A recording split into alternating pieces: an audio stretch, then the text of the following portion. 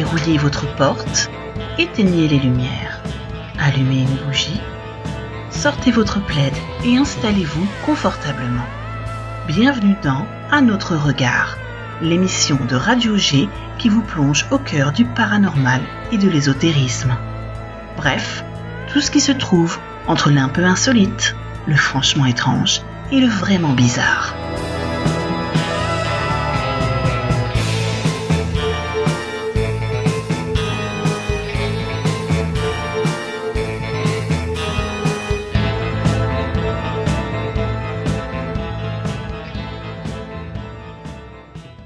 Bonsoir à toutes et à tous. Bienvenue dans ce nouvelle émission d'Un autre regard, l'émission qui explore l'invisible, l'étrange et ce qui échappe encore aux certitudes. Pour cette 16e émission, je vous propose un voyage tout particulier. Un voyage entre ciel et terre, aux confins du connu et de l'inexpliqué. Une atmosphère étrange où le ciel se couvre de silence. Puis soudain, s'illumine d'une présence.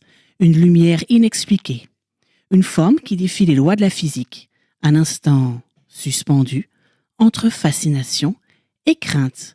Depuis des décennies, les phénomènes aériens non identifiés, PAN, et les ovnis intriguent, interrogent et bouleversent. Et si l'on pense souvent aux grandes plaines américaines de la fameuse zone 51, ou à la proximité des centrales nucléaires pour observer ces manifestations exceptionnelles, l'on joue elle aussi à ces mystères. Vous risquez même d'être surpris. Pour explorer et décrypter ces mystères locaux, j'ai le plaisir de recevoir Frédéric Brochard, président de l'association OVNI Anjou, anciennement AEIOU, un acteur incontournable de l'ufologie régionale. Ensemble, nous allons revenir sur la genèse de cette association, sur la manière dont les témoignages sont traités, analysés, confrontés aux faits et aux données, sur le sérieux des enquêtes menées, loin des clichés et des fantasmes. Mais ce n'est pas tout. Au fil de cette émission, vous découvrirez plusieurs cas remarquables survenus en Anjou, des observations qui ont marqué les esprits, semé le doute et parfois ouvert des portes vers l'inconnu. Et on sollicitera également votre aide pour des témoignages. Enfin, nous évoquerons un rendez-vous à ne pas manquer pour tous les curieux dans le ciel et ses énigmes, la 4e édition de la rencontre ufologique de Montsoreau, prévu en octobre 2025.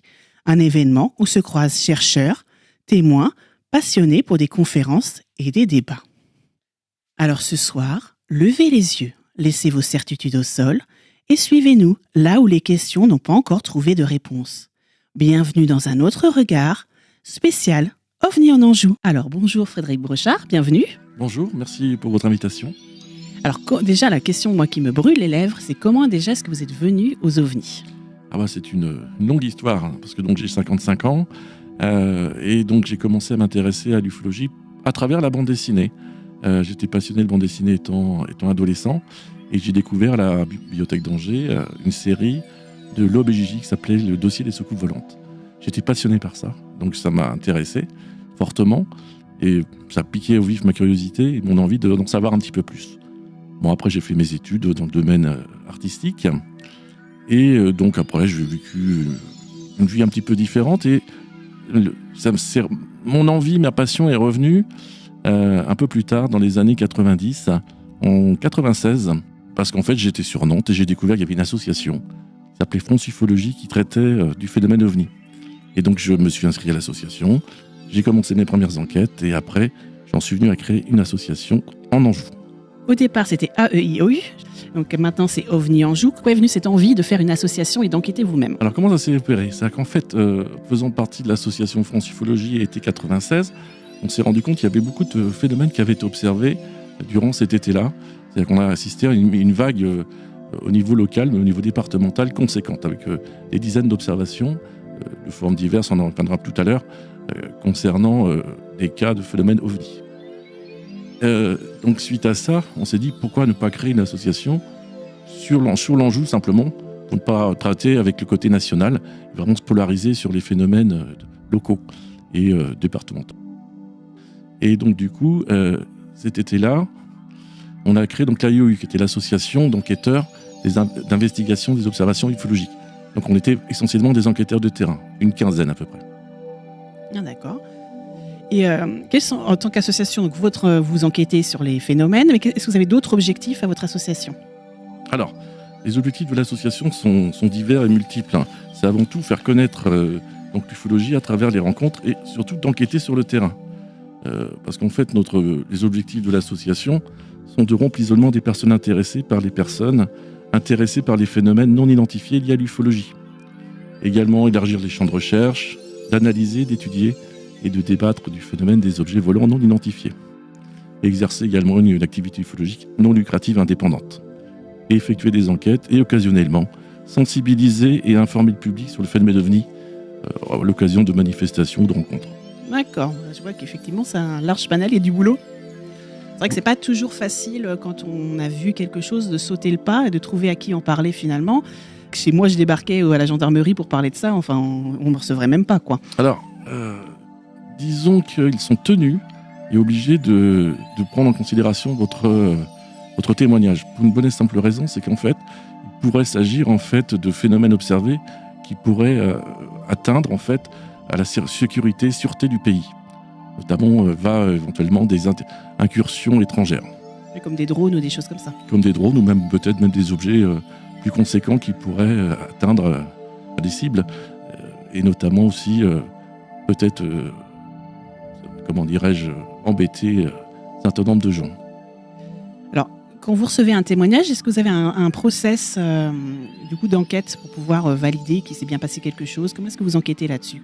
Si quelqu'un vous envoie du coup un mail pour vous raconter ce qu'il a vu, comment est-ce que vous mettez en œuvre là, du coup, le côté analyse et enquête? Alors, tout d'abord, le témoin nous contacte. On reviendra tout à l'heure sur les moyens de nous contacter. Bien sûr. Bien évidemment. Donc, dans un premier temps, on lui demande de nous faire parvenir le maximum d'informations concernant son observation. En fait, on travaille beaucoup sur le côté factuel des choses. Il nous faut des faits précis concernant la date de l'observation, la durée, les caractéristiques visuelles, sensorielles liées à l'observation du témoin. Ça, c'est un premier point. Donc, suite à ça, on procède à des recherches concernant tout type de choses qui se seraient produites au moment d'observation. Ça peut être aussi des phénomènes aéronautiques qui seraient observés, phénomènes naturels ou autres. D'accord, donc vous écartez effectivement, on va dire, toutes les causes plus naturelles avant d'en venir effectivement à la piste ufologique. Tout à fait. Mais ce qui est intéressant dans ce genre de premier tri, je dirais, c'est qu'en fait, on arrive quand même assez vite à mieux définir ce qu'aurait pu observer le témoin.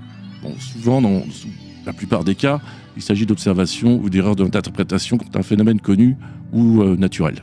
Une mauvaise identification de quelque chose finalement. Bon, sachant que dans les cas les plus relatés, ce sont des cas d'observation où il n'y a pas d'ambiguïté quant à un type de phénomène observé. Ça peut être une erreur concernant un astre céleste, ça peut être aussi, par exemple, des fusées d'Elon Musk, ou alors, des trains de satellites, par exemple. Comme le Starlink qu'on a pu observer. Donc, une fois que vous avez, on va dire, analysé le côté factuel, est-ce que vous faites une enquête terrain?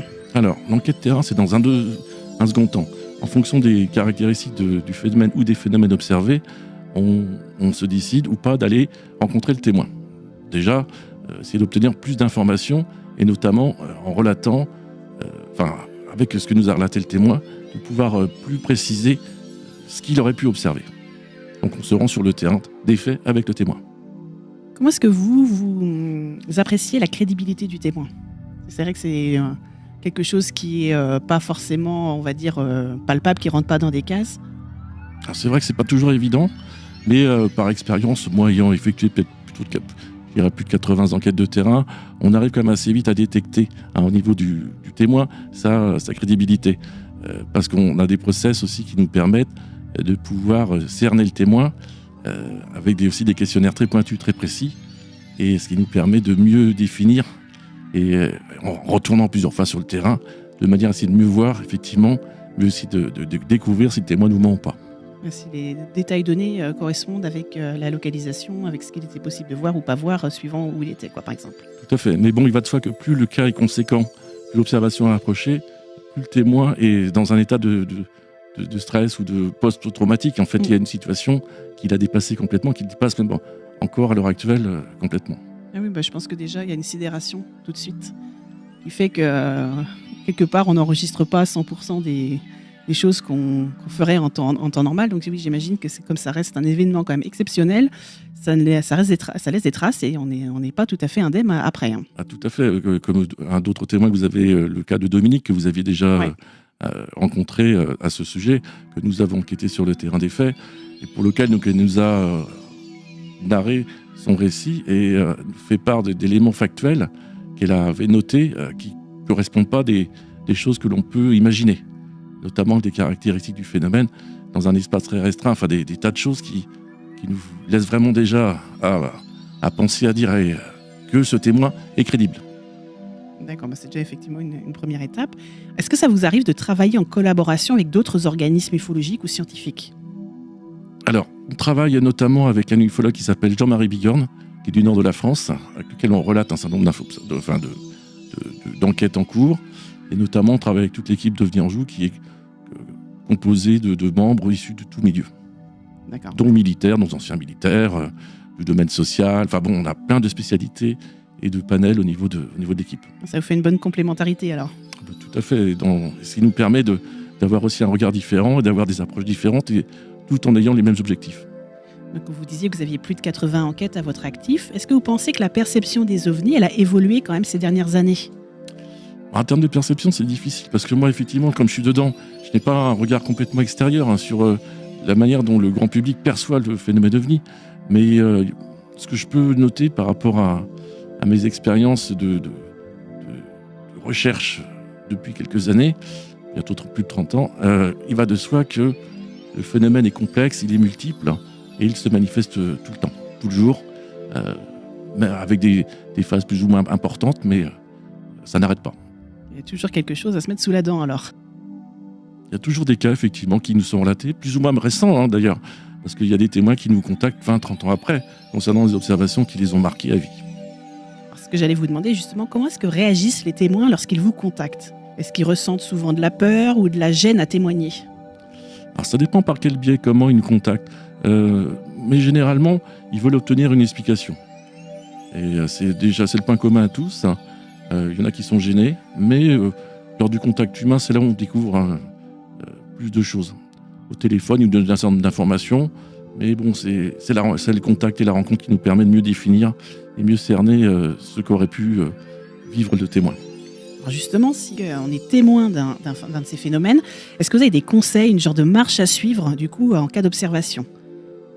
Qu'est-ce qu'on peut faire pour, on va dire, s'en souvenir le mieux, pour noter des détails ? Qu'est-ce qui est un petit conseil ? Admettons que vous observiez un phénomène, je ne sais pas, même là en sortant des studios,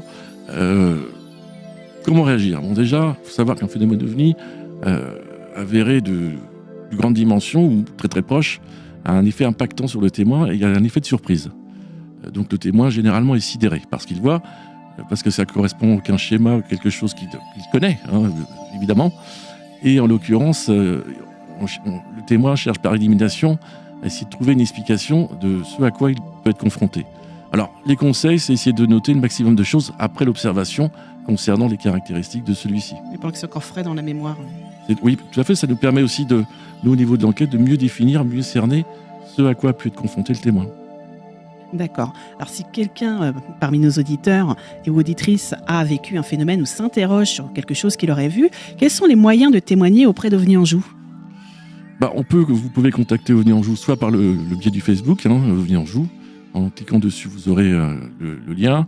Sinon, nous contacter par mail, c'est ovni.anjou@yahoo.com ou alors au 02 44 85 54 84. D'accord.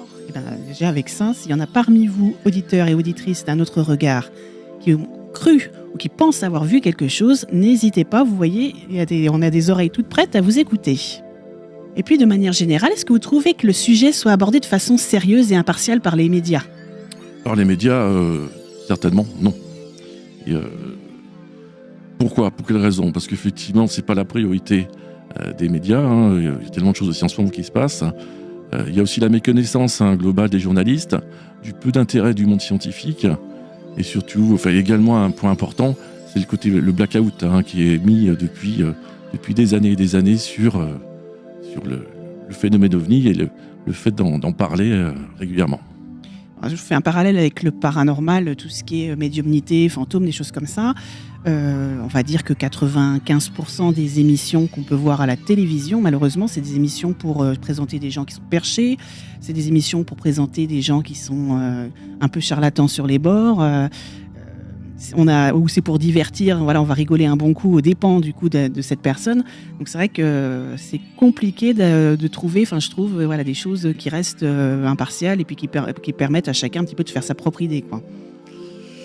C'est le propre de l'être humain de douter d'un certain nombre de choses et de faits. En l'occurrence, le type d'émission que vous faites référence, c'est vrai qu'il y a un petit peu de tout. Ce qui a changé depuis quelques années, je trouve, c'est déjà la médiatisation, surmédiatisation de faits qui n'ont forcément, ou de personnes qui n'ont pas forcément de grand intérêt, et surtout le fait que ces émissions recherchent le spectaculaire, le sensationnel. Et d'ailleurs, les gens recherchent ça. Et je dirais, dans un certain nombre de cas, plus c'est, comme vous disiez, barré entre guillemets, plus les gens aiment ça aussi. On se rend compte qu'il y a des manifestations, il y a des milliers de personnes qui vont payer des sommes pas possibles pour pouvoir écouter des pseudo-galactiques qui reviendraient, qui seraient des soldats envoyés du fin fond de l'univers. Bon, on est dans du grand délire. Alors, quelque part, ça rassure peut-être l'être humain aussi normal qu'on est de voir des gens qui sont finalement dans la stratosphère, parce qu'on se dit, waouh, finalement, je suis sain d'esprit. Il y a peut-être effectivement ce petit côté-là.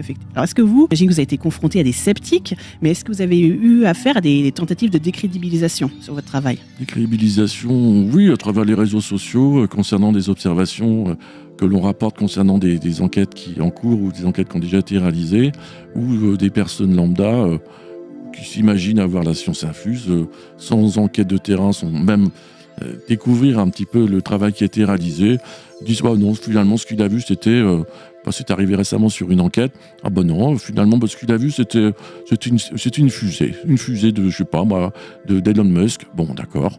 Bon, alors il est occupé, c'est Elon finalement. Tout à fait, mais c'est vrai qu'on constate malgré tout sur le nombre de témoignages qui nous sont apportés une recrudescence quand même du train de satellite Starlink. Ouais. Que j'ai vu une fois. Ouais, moi je l'ai vu 1 ou 2 fois, ouais. Et c'est vrai que ça reste quelque chose de tout à fait... j'ai pas de réaction vis-à-vis de quelque chose d'étranger, mais ça reste quand même impressionnant, je dirais. Ah bah oui, sur les longueurs, et puis effectivement, il y a un intervalle régulier entre chaque, et c'est vrai que c'est... Ça reste impressionnant, mais c'est tout à fait humain. Voilà. C'est ça. Pour peu qu'on pense qu'Elon Musk est humain, il n'y a pas de souci.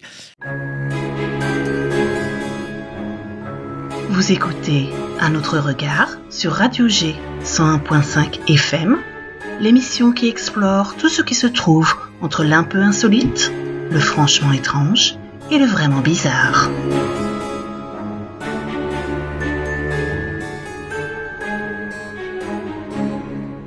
Je rappelle pour ceux qui prendraient l'émission en cours qu'on est sur Un autre regard et qu'on est du coup dans cette émission spéciale OVNI en Anjou. Je reçois Frédéric Brochard de l'association OVNI Anjou. Alors là, on parlait plus en général, là on va rentrer plus sur les observations en Anjou. Alors déjà, quels sont les différents types d'observations possibles ? Parce que c'est vrai qu'il n'y a pas... quand on voit soucoupe volante, tout le monde pense à la petite soucoupe cylindrique avec le petit globe par le dessus. Mais il y a plein de formes, il y a une grande diversité. Alors qu'est-ce que vous pouvez nous dire là-dessus ? Je dirais que le phénomène, il est complexe, il est multiple. Moi, je dirais que c'est un petit peu un inventaire à l'après-vert où on passe du coq à l'âne. On a à la fois des soucoupes classiques à dôme, comme on peut avoir des phénomènes de grande dimension en forme de parallépipède. On a aussi des formes où j'ai enquêté également sur un cas où c'était comme un frigo volant au-dessus d'un champ. Qu'est-ce que je pourrais dire ? Des formes triangulaires. Des sphères lumineuses. Des sphères lumineuses qui sont assez fréquentes, de couleurs diverses et surtout orange et rouge vives. Qu'est-ce que je pourrais vous dire ? Le nombre d'enquêtes que j'ai effectuées, effectivement, chaque enquête est différente. On peut dire que chaque cas est quasiment différent, même si on retrouve certaines similitudes avec des cas, notamment les soucoupes classiques, volantes. Ouais, il y a les triangles des aussi, formes triangulaires. Les tic-tac, qu'on entend beaucoup maintenant avec les révélations du Pentagone. On nous parle beaucoup de tic-tac. Alors les tic-tac, nous on a peu de formes tic-tac, mais effectivement on a aussi quand même des formes même des soucoupes vues sur le pourtour, et on a effectivement des formes beaucoup plus allongées qui sont observées. Mais c'est très, très fluctuant, c'est très, très complexe. Il y a des choses aussi qui sont un peu polymorphes, qui changent de forme du coup pendant l'observation. Donc ça, c'est vrai que ça n'aide pas non plus, finalement, à décider d'une taille définitive, enfin, d'un aspect définitif. Tout à fait. Moi, j'ai vécu un cas d'observation avec un des employés avec lequel je travaillais et qui a observé le phénomène en même temps que moi. Et le phénomène qu'on a vu en plein jour, au-dessus d'un parking, se présentait comme étant une forme soucoupe volante, entre guillemets, brillante, lumineuse, éclairée par le soleil, et qui a changé de forme en cours de déplacement pour former un globe lumineux avec une partie jaunâtre en fond et qui se déplaçait très très lentement au-dessus du parking.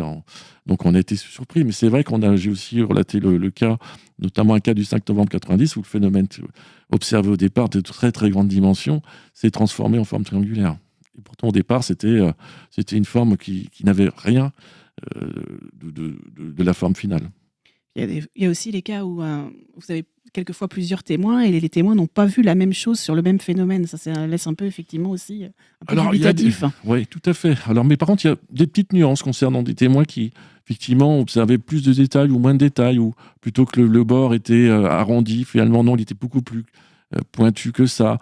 On a des cas comme ça, effectivement, de témoins qui n'ont pas forcément observé la même chose ou qui ont photographié le phénomène et finalement qui s'avéraient ne pas être ce qu'ils avaient vu réellement.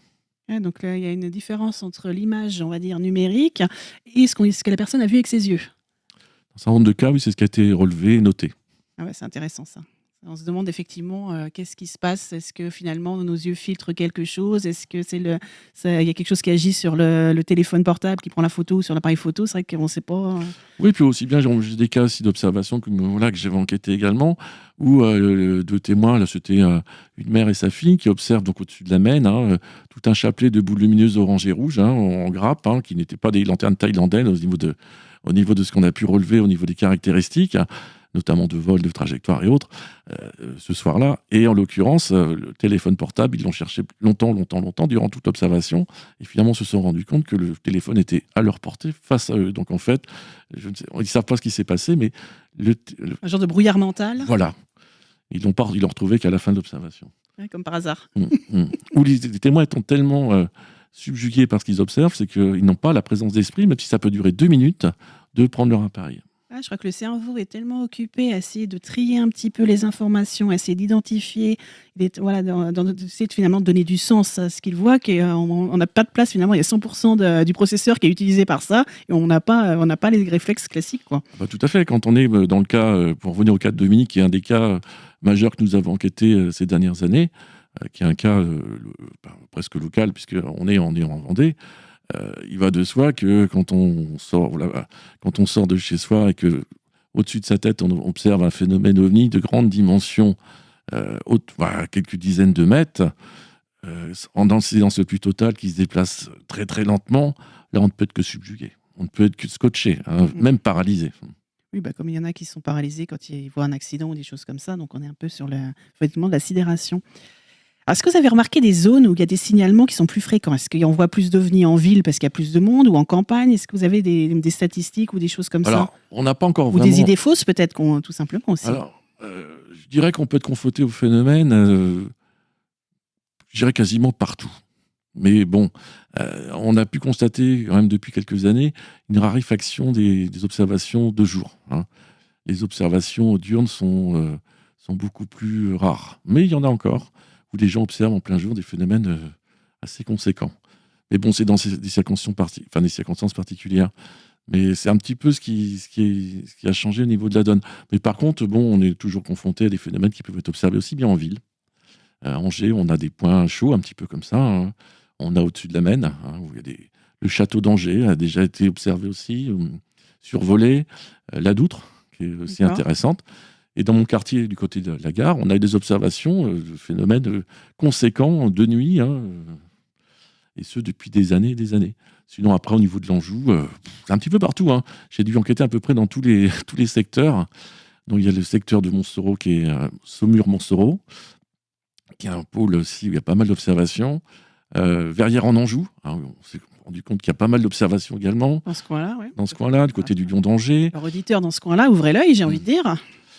Et également, du côté de Buchmen, Béouard, Savenière, ces secteurs-là est assez représentés en termes d'observation. Mais sinon, après, on a des cas isolés à droite à gauche. On en a à Tiercé, on a On en a à Saint-Georges-sur-Loire, on en a à Beaufort-en-Vallée. Ouais, moi j'ai regardé un petit peu, j'ai fouillé sur le site du GEPAN pour trouver des choses. Et puis effectivement, moi j'habite dans le nord, du coup, à la limite, on va dire, entre la Mayenne, la Loire-Atlantique et puis la Maine-et-Loire, donc dans le Haut-Anjou. Et ben j'ai autour de 20 km autour de chez moi, j'ai déjà sorti, j'ai 4 cas que j'ai sortis. Donc du coup, c'est assez marrant de se dire, oui, effectivement, il se passe des choses dans un petit patelin de 800 habitants. Oui.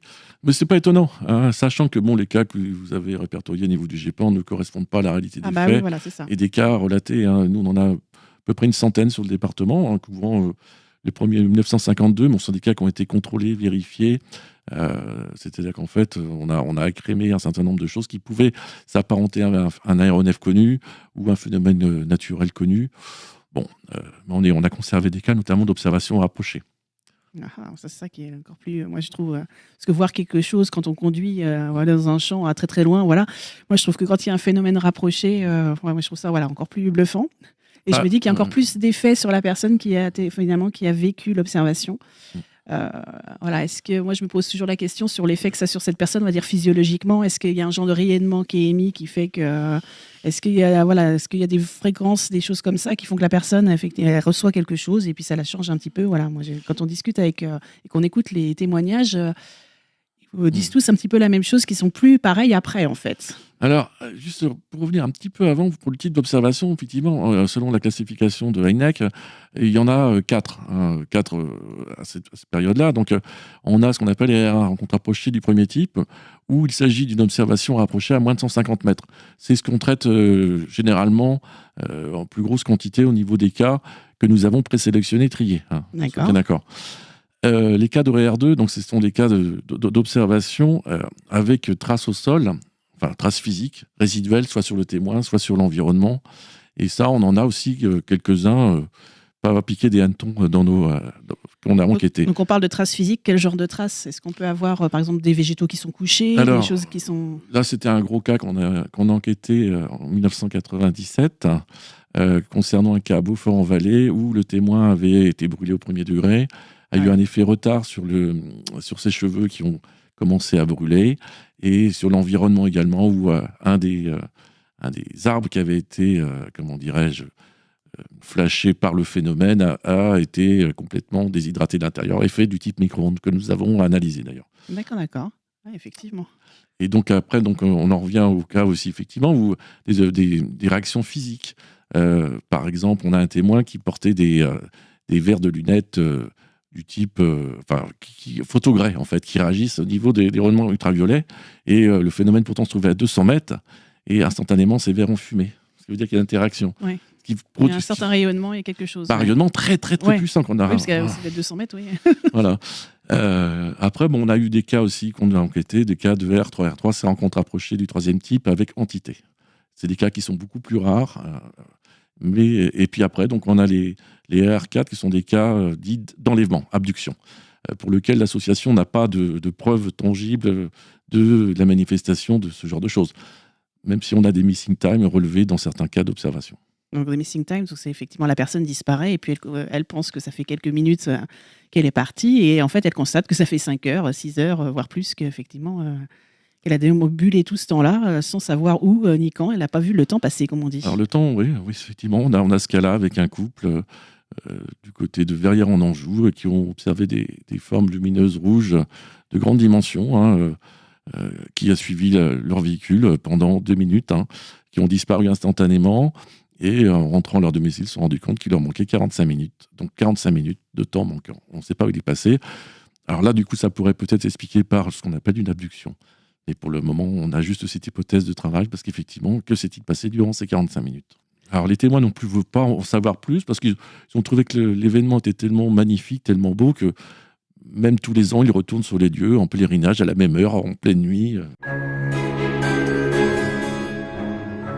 Vous écoutez Un autre regard sur Radio G 101.5 FM, l'émission qui explore tout ce qui se trouve entre l'un peu insolite, le franchement étrange et le vraiment bizarre.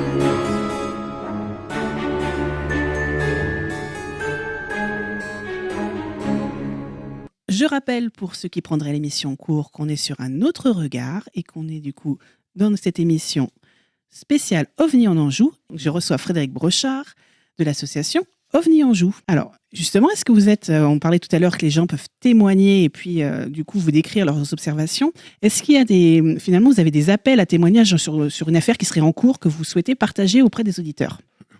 Toutes les enquêtes, tous les témoignages sont bons à prendre, même sur des observations anciennes. Là, on a travaillé sur des cas de 1954. Là, dans le cadre d'un cycle de conférences, on recherche des cas concernant les observations du 5 novembre 90. Mais toutes les observations récentes sont intéressantes. On prend tout type d'observation. Donc, on n'a pas... Voilà. C'est tout ce qui nous permettra d'avancer, de découvrir un peu plus de choses concernant compiler des données, de comparer avec les autres cas. C'est le bienvenu. Donc, auditeurs et auditrices, si vous pensez avoir vu quelque chose, n'hésitez pas. On vous rappelle tout à l'heure, vous pouvez les retrouver sur Facebook, sur la page OVNI Anjou. Vous pouvez également envoyer un mail. Je vais laisser Frédéric nous redonner le mail de l'association. Alors, c'est ovni.anjou@yahoo.com.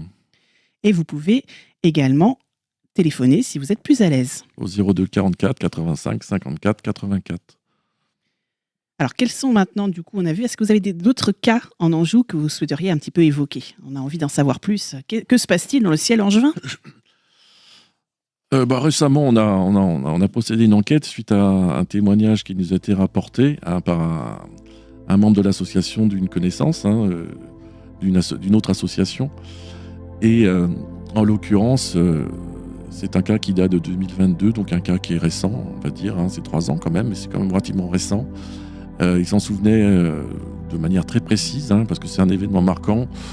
Pour situer un petit peu le témoin, donc c'est un témoin digne de foi, il n'y a rien de plus à dire, si ce n'est que c'est quelqu'un qui a une démarche plutôt scientifique, qui est passionné d'horlogerie, donc c'est quelqu'un d'assez précis aussi dans son témoignage, et il a observé au niveau de la gare d'Angers, en ouvrant ses volets, un phénomène comme un gros nuage bleu en pleine nuit, qui est avec deux spots lumineux qui se déplaçaient très très très lentement au-dessus de sa rue et qui a bifurqué légèrement sur la gauche, mais il en est resté baba, comme on dit, même à l'heure actuelle, il ne sait toujours pas ce que c'est, et nous non plus, mais nous continuons l'enquête.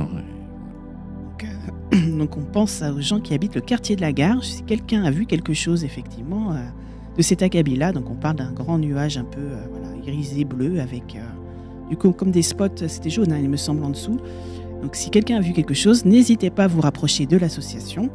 Ça pourra effectivement, on se sent un peu moins seul quand on trouve quand on a observé la même chose que quelqu'un d'autre. Après, tout type de phénomènes observés nous intéresse, tout ce qui est phénomène dit connexe, les BNI, les bruits non identifiés, le crash de rien, on a eu un crash de rien il y a quelques années aussi, tout ce qui pourrait être lié à des mutilations de bétail également. Ça nous intéresse également aussi, ce qui peut nous être remonté concernant des cas dits plutôt du domaine dit paranormal. Parce que dans un nombre de cas d'observation de phénomènes ovni, on s'est rendu compte qu'il y avait des phénomènes de type poltergeist qui étaient constatés, pas toujours, mais il peut y avoir une interaction, une relation entre les deux. Donc avec un phénomène psy un peu, c'est vrai qu'on est toujours un petit peu dans l'inconnu, mais voilà, moi, je crois qu'il ne faut pas se mettre de barrières. Il y a souvent des couches différentes finalement au même phénomène. Donc on est très ouvert et très réceptif à beaucoup de choses. On n'est pas là pour se moquer, rigoler, on est là pour essayer de comprendre, enquêter, factualiser, puis surtout soutenir aussi le témoin dans ses démarches et vraiment l'aider. Déjà pour lui faire comprendre qu'il y a eu des millions de cas d'observation à travers le monde, que les témoins ne soient pas isolés. Les gens qui ne comprennent pas, qui n'acceptent pas le phénomène ovni, déjà ne sont jamais vraiment penchés sur la question. Il y a des millions et des millions de pages de documents, il y a des tas de cas avérés, attestés, avec des traces au sol, prouvant donc la matérialité au moins à un moment donné du phénomène. Et ce qui a été relaté aussi, ce sont des caractéristiques. On y reviendra tout à l'heure concernant le Pentagone, mais on a des choses qui dépassent complètement l'entendement humain. Voilà, où notre technologie est incapable de pouvoir, reproduire et faire ce genre de choses. Alors justement, vous parliez un peu des caractéristiques qui, on va dire, nous feraient rentrer dans la case OVNI ou PAN. Donc les phénomènes aérospatiaux non identifiés, pour ceux qui voudraient un petit peu l'acronyme. Alors quelles sont les cases qu'on doit cocher pour que ça soit un OVNI ? il y a à la fois le point de vue des pilotes, effectivement, qui sont des gens aguerris, notamment dans le domaine militaire. Ils savent surtout bien identifier généralement les appareils qui croisent. Heureusement, sinon on ne monterait plus dans les Ah avions. oui, non, mais c'est ça. À la différence du petit clampin qui est dans son jardin, on peut se fier effectivement que si ça avait été un autre appareil, il y a quand même de grandes chances qu'il l'ait identifié auparavant. Mais pour en revenir effectivement donc, au phénomène, pour moi, il y aurait donc plusieurs types de phénomènes. Moi, c'est un petit peu mon point de vue, il n'est pas reçu par tout le monde, mais pour moi, ce serait un petit peu pas ma conclusion, mais bon, un petit peu mes pistes de recherche concernant des phénomènes. On y reviendra tout à l'heure. Mais en ce qui concerne effectivement le rapport du Pentagone, donc c'est le ministère de la Défense américain qui a révélé l'existence d'un programme secret qui étudie encore les phénomènes ovnis qui ont été observés par des pilotes militaires, notamment du US Navy. Et donc ils ont pu constater dans le rapport que vous pouvez vous procurer via Internet, il n'y a aucun problème, ces ovnis présentent des caractéristiques exceptionnelles qui défient la logique, la technologie moderne et même les lois de la physique. Donc, ce qui est quand même déjà consternant, à savoir que ça, officiellement, déjà ça devrait mettre un peu la puce à l'oreille à un certain nombre de gens et au moins se pencher véritablement de manière pointue là-dessus. Donc je vais juste énumérer un petit peu les caractéristiques des phénomènes observés par donc l'US Navy. Il est constaté une accélération immédiate et instantanée, ce qui signifie qu'aucun pilote humain ne pourrait survivre aux forces subies par les ovnis, serait écrasé. Comment les ovnis peuvent contrôler leurs mouvements? Il y a eu des cas constatés où le phénomène ovni peut faire une boucle ou simplement faire un virage à angle droit sans décélération. C'est ça, il y a de la maniabilité extrême des appareils et puis des vitesses, des prises de vitesse sur des fois des distances très courtes qui sont absolument de toute façon infaisables par nos avions et pas supportables non plus par les pilotes. Ah bah tout à fait. Et là on en vient aux vitesses, vitesse hypersonique sans signature. Donc les ovnis ont des vitesses bien supérieures à celles du son sans laisser de traces perceptibles. Des phénomènes qui ont été observés à plus de 20 000 km/h, 15 fois la vitesse du son sans aucun bruit ni sans aucune perturbation. Mais pas de traînée, rien du tout. Et ce dans l'atmosphère, on n'est pas dans les spatiales là. Ouais. Donc le rapport américain envisage une source d'énergie inconnue qui pourrait leur permettre de pouvoir se déplacer comme ça. Ça laisse effectivement, des fois on tire une ficelle et finalement on en ressort 10 et on se pose toujours plus de questions. Moi je trouve plus on cherche, plus on se pose de questions. C'est vrai que c'est ça qui fait aussi l'intérêt de la recherche. Et ils ont pu constater aussi une faible observabilité, c'est à savoir que les phénomènes auraient la capacité, et ont pour la plupart la capacité de se rendre invisibles ou de brouiller les systèmes de détection. Et donc ça suppose un système furtif qui absorbe ou réfléchit les ondes électromagnétiques, ou alors qu'ils émettent un champ perturbateur qui brouille tous les signaux. C'est vrai que quand on réfléchit un petit peu au cas OVNI dont on nous parlait il y a les 15, 20 ans, 30 ans, on parlait beaucoup de traces radar, de choses comme ça. J'ai l'impression que c'est moins le cas effectivement maintenant. J'ai l'impression que malgré le fait qu'on a des instruments qui sont de plus en plus précis, qui sont de plus en plus techniquement évolués, j'ai l'impression qu'on a moins, finalement ils sont devenus plus malins que nous et on a moins de traces... Il va de soi, par contre, effectivement, qu'il y a des phénomènes qui peuvent être observés au radar qui ne sont pas vus de visu par le pilote. Et également, le pilote voit de visu un phénomène qui n'est pas perceptible au radar. Donc, c'est une des constantes qui ont été relevées. Et il y a aussi un point important qui est noté dans ce rapport, c'est le voyage transmédia. Ça, on a pu le constater qu'il y a aussi des ovnis qui peuvent se déplacer dans des environnements différents. Aussi bien dans haute atmosphère, voire dans l'orbite terrestre basse, et également dans l'eau, par exemple, ce qu'on appelle des osnis. Ouais. Donc, ce qui prouverait que le phénomène pourrait aussi adapter leur structure, modifier leur structure ou la composition selon leurs besoins. C'est un petit peu imaginé avec une 2 chevaux, vous aimeriez aller sous l'eau, ça va être un peu compliqué. Et après décoller verticalement, bon, on n'a pas encore cette technologie, ce savoir-faire. Et le dernier point, qui est un des points, je dirais, saillants, et qu'on a pu constater dans certains types d'observations qui nous ont été rapportés, c'est les ovnis semblent résister aux effets de la gravité. Ça, c'est un point très très important parce que ça avait été déjà constaté il y a plus de 70 ans, 80 ans, et à l'heure actuelle, aucun aéronef connu ne peut réaliser une telle performance. Et surtout qu'il n'y a aucune source d'énergie visible concernant ces aéronefs qui survolent nos campagnes aussi.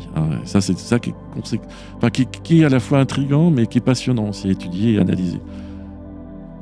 Il va de soi qu'on est vraiment confronté à quelque chose qui est à la fois mondial. Il faut savoir que les cas d'observation ne concernent pas qu'un pays, ça concerne toute l'humanité. Tous les pays du monde sont touchés, à un moment donné, par le ou les phénomènes observés. Ouais, c'est ça, c'est vraiment universel, qu'importe la religion, qu'importe leur système, de leur culture, et voilà, tout le monde effectivement dépeint et des choses souvent avec des points communs, donc ça laisse effectivement on se dit que voilà, il y a autre chose forcément derrière. En Amérique du Sud, la perception du phénomène est complètement différente et beaucoup plus acceptée. Par exemple, ouais. Et dans nos pays plutôt... Comme tout ce qui est TCI, transcommunication, les fantômes, les défunts, tout ça, c'est beaucoup... au Brésil, c'est quelque chose de naturel. Ils ont un rapport à leur environnement et à autre chose qui est complètement autre. Nous, en Europe et précisément en France, on est le pays de Descartes. Oui, c'est ce que j'allais dire. On est des héritiers de Descartes, exactement. Et de la religion. Donc forcément, on est sur d'autres paradigmes et d'autres manières de percevoir les choses. Après, il va de soi que on n'est pas là pour interpréter le phénomène. On a des pistes de recherche, évidemment. Mais on peut constater malgré tout que tout laisse à penser factuellement à nous diriger vers une origine non humaine de ces manifestations. Est-ce que vous pensez quand même qu'on est proche aussi d'une révélation officielle ? Parce qu'on se demande, mais que fait finalement le gouvernement ? Si les particuliers arrivent à voir des trucs quand ils sont en train de boire un coup dans leur jardin, j'ai envie de dire, que fait le gouvernement ? Est-ce que quelqu'un recherche ça ? Qu'est-ce qu'on en fait, quoi ? Qu'est-ce qu'on en fait ? C'est qu'en font ceux qui possèdent les éléments matériels, de manière factuelle, concernant les phénomènes. Moi, je me pose surtout la question de savoir qui sont ces gens-là. Pourquoi il y a un cover-up total, un blackout depuis plus de 70 ans concernant ces manifestations pour lesquelles on ne peut rien faire, on ne peut rien contrer. C'est une des questions que je me pose depuis un petit bout de temps, à savoir, quel serait le non-intérêt de dévoiler un certain nombre de choses qui impacteraient bien évidemment notre civilisation à un tel point que ça serait pire que la découverte de l'Amérique. C'est ça qui est intriguant. On avait cru, quelquefois, que finalement on avait une avancée là-dessus. Il y a eu le rapport Cometa, il y a le GEPAN qui est quand même, dont on peut trouver des documentaires, des livres. On s'est dit il se passe vraiment quelque chose. Et puis au final, on a l'impression que c'est un soufflé, c'est retombé, quoi. Très bien, très justement, c'est ça. Le fait que vous évoquiez le rapport Cometa, qui avait été présenté à l'époque à Lionel Jospin, etc., donc a été fait, regardez, le comité scientifique qui a réalisé le rapport Cometa. C'était un sacré boulot. C'était un sacré boulot, et encore, c'est la version publique et la version expurgée qui est light, en fait, d'un dossier beaucoup plus conséquent et très impactant concernant effectivement la manifestation de choses qui dépassent notre entendement humain. Et en l'occurrence, oui, effectivement, tout est retombé, alors que tous les éléments sont là, tout est là. Savoir qu'aux États-Unis, c'est quand même encore classifié à un niveau ultra top secret, c'est-à-dire 2 degrés au-dessus de la bombage. La bombage, il faut savoir que c'est la bombe à hydrogène, une bombe ultime. Ouais. Donc voilà, qu'est-ce qu'ils veulent cacher ? On se demande effectivement pourquoi ils ont si peur qu'on soit officiellement courant, parce que c'est un peu un secret de polichinelle finalement. À travers toutes les observations, surtout maintenant avec les réseaux sociaux, c'est facile d'échanger, de balancer des vidéos, de s'informer, quoi. Donc on a l'impression, c'est un peu le jeu du dupe. Il y a plein de monde qui dit j'ai vu un truc, non, c'est un peu que cherche-t-il réellement ? Moi je me demande un petit peu ça. Alors oui, mais c'est vrai que le phénomène, on sait que l'information c'est le pouvoir, mais voilà. C'est vrai que le phénomène est quand même assez discret dans les cas d'observation des rapprochés que nous avons pu enquêter.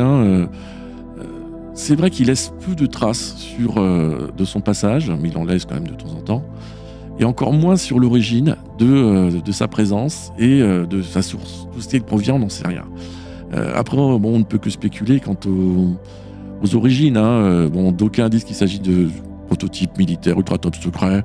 Moi, je n'y crois pas à iota pour un certain nombre de choses tout à fait évidentes. Généralement, c'est réalisé sur des bases militaires ultra top secrets. Il faut se dire qu'il ne faut pas que ça tombe aussi dans les mains d'une puissance étrangère.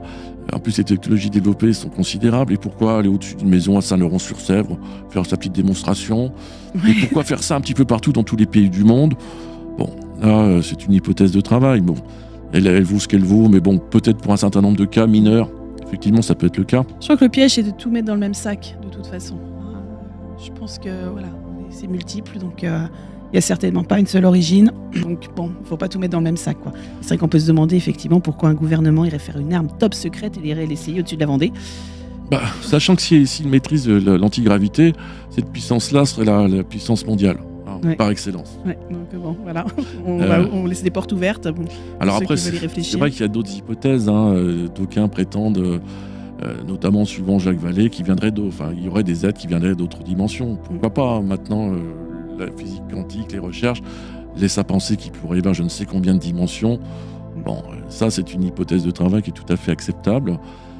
L'hypothèse extraterrestre, pourquoi pas également, si ce n'est que ce qui embête beaucoup de gens, c'est qu'ils associent toujours phénomène ovni, petits hommes verts extraterrestres. Alors, la problématique du côté extraterrestre, c'est évidemment la distance et le temps.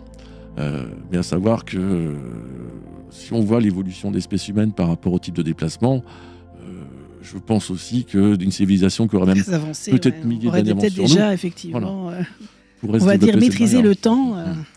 Alors, d'aucuns d'autres disent qu'il s'agit simplement d'une vue de l'esprit, entre guillemets. C'était une projection. Projection mentale et autres.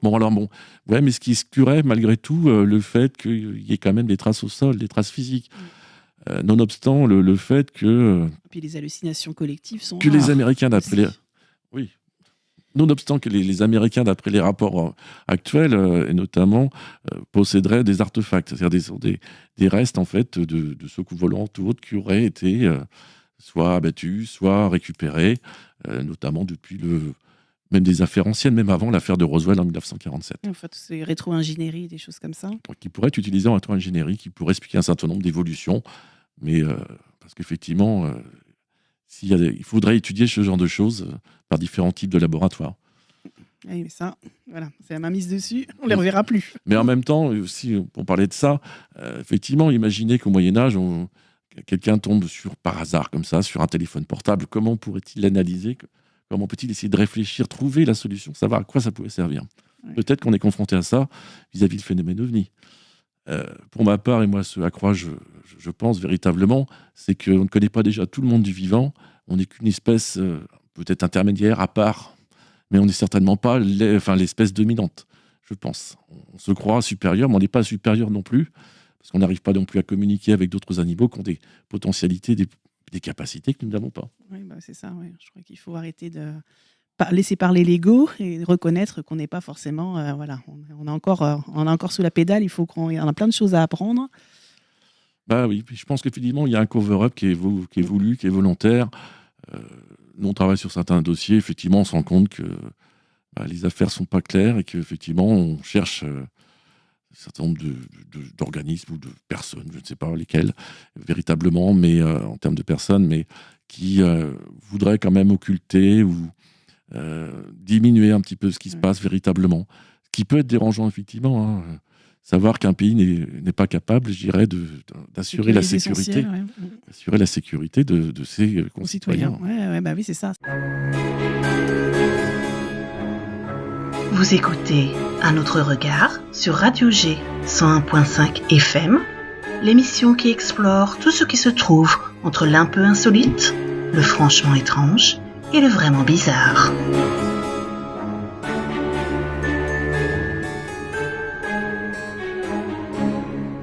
Je rappelle pour ceux qui prendraient l'émission en cours qu'on est sur Un autre regard et qu'on est du coup dans cette émission spéciale OVNI en Anjou. Je reçois Frédéric Brochard de l'association OVNI Anjou.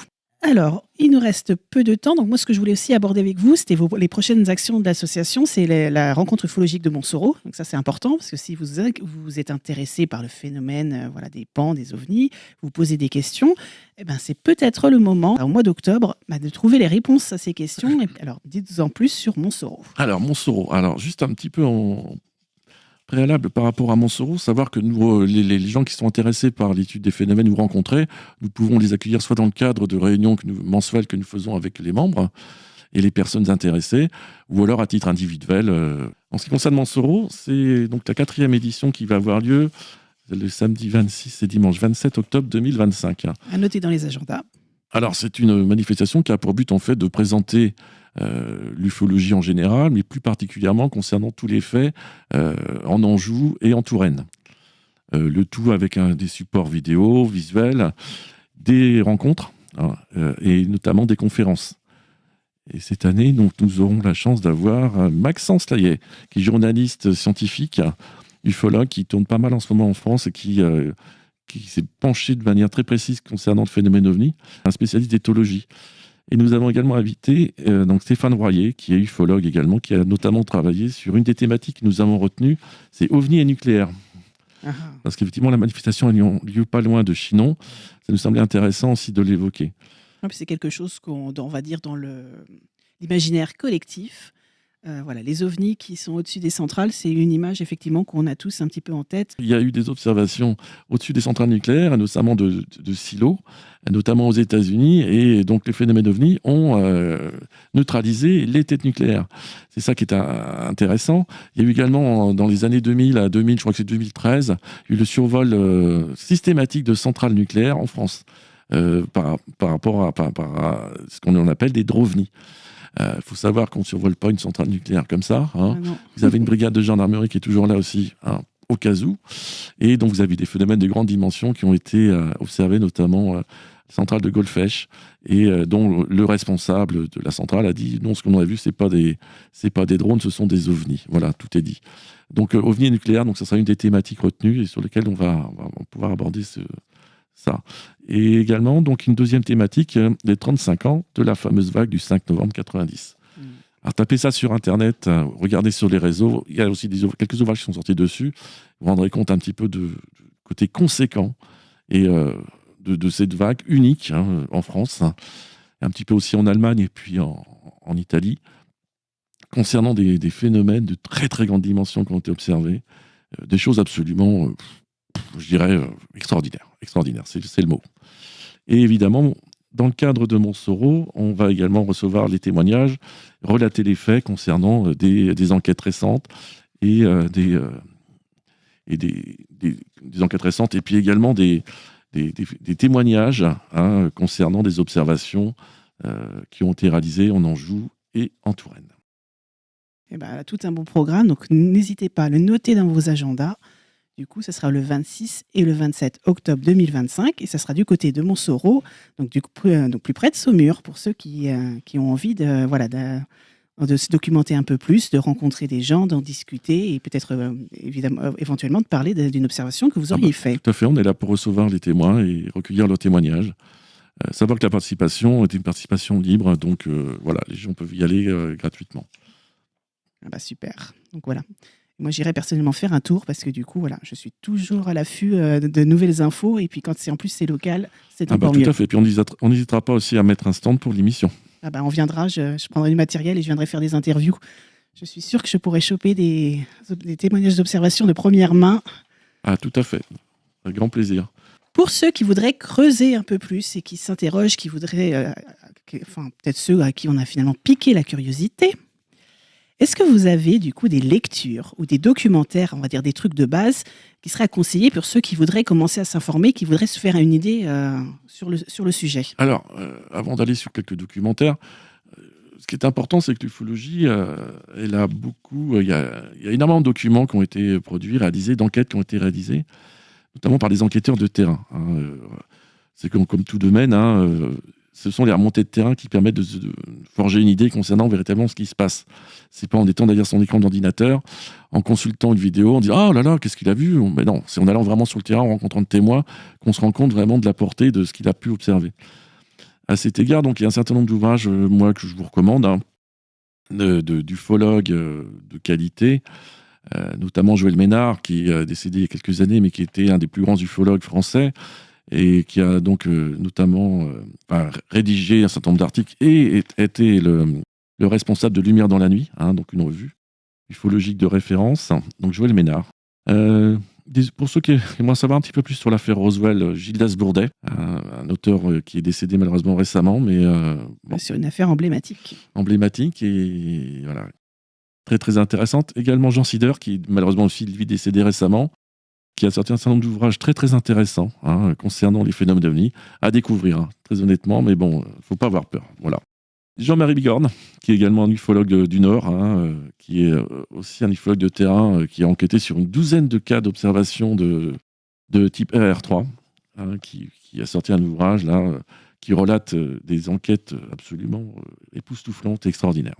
Également, je vous conseillerais Eric Zurker, un auteur qui a beaucoup creusé concernant des observations du type RR3 également, qui a notamment travaillé avec avec un physicien qui s'appelle Guillemant. Donc intéressant également à découvrir, mais à voir dans sa bibliothèque. Et pour terminer, pour les ouvrages, donc Jonathan Ginet, qui a sorti un ouvrage sur les bradites. En fait, ce sont des observations qu'avait relatées Camille Flammarion au XIXe siècle, et également, il a écrit 5 livres concernant la vague de 1954, donc incontournable également. Ensuite, les vidéos, il y a de tout. Il y a à boire et à manger sur Internet. Ouais, c'est ça, faut trier. Et garder son esprit critique. Alors, je pense qu'il faut surtout aller voir là où ce sont des ufologues, des spécialistes qui sont interrogés, et ne pas aller sur les vidéos spectaculaires, etc., où il y a des gens qui vont aller vraiment là aux confins de l'espace, dans leur esprit. Et, Ils sont bredins jusqu'au trognon. Ah, ça c'est clair. Pour reprendre la soupe aux choux. Et donc voilà, notamment aller sur le site d'OVNI Paris, où il y a une centaine de vidéos d'ufologues et de chercheurs différents qui sont représentés. Ah bah ça c'est intéressant, c'est bien, ça fait du contenu. Ça vous permettra d'avoir l'information vous-même et de vous faire votre propre idée. C'est surtout ça qu'on veut. Et puis, une dernière chose, si on veut adhérer à l'association. Alors, si on veut adhérer à l'association, effectivement, oui. Peut-être que du coup, certains se disent, tiens, mais oui, je ne savais pas. Voilà enfin l'association que j'attendais. Fini la poterie, je vais plutôt aller vers les ovnis. Alors, déjà, évidemment, pour rejoindre l'association, il faut nous contacter. Suite à ça, donc, nous prenons rendez-vous, soit dans le cadre d'une réunion avec les autres membres que nous fait tous les mois, avec une adresse précise et autre. Suite à ça, donc, il y a un entretien, évidemment, pour découvrir un petit peu les motivations, les centres d'intérêt concernant le phénomène OVNI. Et suite à ça, si l'agrément est OK, donc l'adhésion se fait. C'est une adhésion de 25 € par an qui permet d'assister aux réunions et d'obtenir des informations concernant le phénomène OVNI. Et s'il y a le cas, participer aux enquêtes, travaux d'archivage, communication. Enfin, c'est un travail conséquent. En tout cas, on arrive au terme de notre émission sur Radio G spéciale OVNI en Anjou. Il me reste quelques minutes. Donc ce soir, nous avons levé les yeux vers le ciel pour mieux questionner notre réalité. Avec Frédéric Brochard, président de l'association OVNI Anjou, nous avons exploré l'énigmatique ciel angevin où les phénomènes inexpliqués ne sont plus seulement l'affaire de la science-fiction, mais bien celle de nombreux témoins. Des témoins sincères, troublés, parfois transformés par ce qu'ils ont vu. Nous avons découvert les coulisses de l'association, la rigueur des enquêtes, le soin apporté à chaque témoignage, mais aussi cette volonté de garder l'esprit ouvert tout en restant ancré dans le monde réel. Nous avons aussi évoqué ces cas marquants, troublants et même dérangeants parfois qui jalonnent les terres de l'Anjou, comme un petit peu des balises qu'on n'a pas encore réussi tout à fait à décrypter. Enfin, nous avons évoqué, et à ne pas manquer, la 4e rencontre ufologique de Montsoreau, prévue en octobre 2025, une édition qui s'annonce riche en partages, en questionnements et en regards croisés. Mais un autre regard, c'est aussi changer de focale, déplacer notre perception, car si certains mystères viennent du ciel, d'autres habitent les plis mêmes de notre esprit. Alors pour notre prochaine émission, qui sera diffusée le 6 mai, je vous emmènerai dans des profondeurs. Pas celle de galeries souterraines, mais celle de notre psyché, de notre mémoire et de notre conscience. Je vous inviterai à pénétrer les mystères du labyrinthe, un symbole universel qui traverse les âges, de la Crète antique à la cathédrale de Chartres. Est-ce que c'est un piège psychique, un chemin initiatique de transformation ? Qu'est-ce que ça révèle sur notre propre chemin intérieur ? Puis, nous plongerons dans les mirages temporels, ces phénomènes troublants où le passé semble surgir au cœur du présent. Des témoins affirment avoir vu une autre époque se superposer à la leur, comme si les couches du temps se superposaient, s'entrechoquaient ou s'ouvraient brièvement. Alors, hallucination collective, trouble perceptif ou une réelle faille dans le tissu du temps. Et enfin, nous parlerons d'une épreuve aussi intime que mystérieuse, la nuit noire de l'âme. C'est un concept mystique d'une traversée intérieure plutôt douloureuse. Mais alors, est-ce que c'est une crise existentielle, une initiation spirituelle ? Eh bien, peut-être les deux à la fois. Nous verrons comment de cette obscurité intérieure peut paradoxalement conduire à une renaissance lumineuse. Le ciel nous a parlé ce soir, gardez les yeux ouverts, les antennes sensibles, et surtout n'oubliez pas, les plus grandes énigmes ne sont peut-être pas que là-haut, mais sont aussi en nous. À très bientôt dans un autre regard. Rendez-vous le 6 mai 21h. Et je vais en profiter maintenant pour remercier notre invité, Frédéric Brochard. Merci de votre visite. Ça, c'est moi qui vous remercie au nom de tous les membres de l'association et des témoins. Eh bien, c'est sur ce mot de la fin que je vous laisse. Et n'oubliez pas de prendre soin de vous.